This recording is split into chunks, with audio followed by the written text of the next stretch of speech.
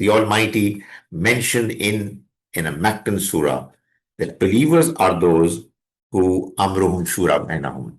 Their matters are decided through mutual consultation. That is the significance of mutual consultation according to the Quran. Even though the Prophet ﷺ received divine revelation directly, and we are all guided through him by the Almighty. The Quran tells the Prophet, "Shawirhum fil amr."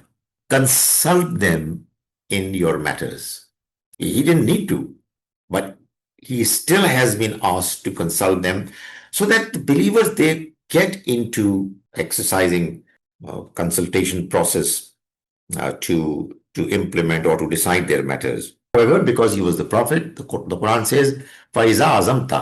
Then when you decide, "Fatawakkal ala Allah," then put your trust in Allah.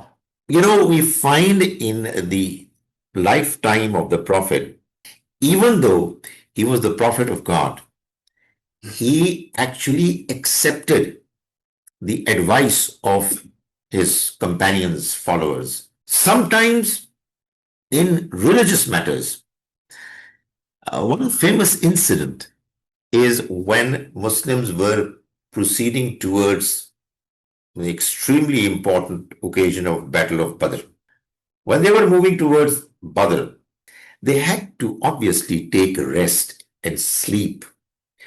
So it is said that the Prophet ﷺ, he asked his companions to stop at a certain place and to come down and, relax, find water, put on their tents, etc.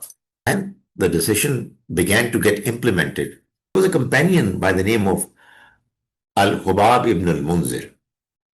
He asked the Prophet whether what he had decided was something he got as instruction from the Almighty, or was it his personal decision?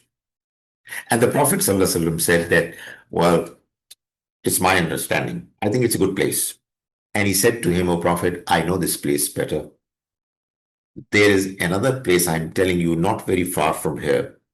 If we go there, it has more shade and there are more water resources over there." And the Prophet ﷺ, it is said, took no time and he instructed his companions, "Let's move on." Another very interesting story is the story of Barira and Mughith.